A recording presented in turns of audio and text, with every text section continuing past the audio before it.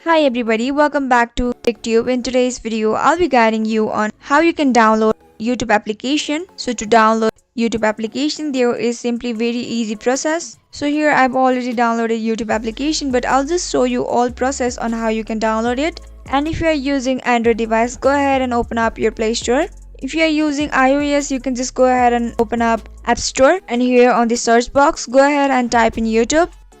And here the YouTube application will be popped up. Go ahead and tap on YouTube. You can see I have already installed this application. So just in case if I had not downloaded this application, instead of open, you'll be getting the option of get.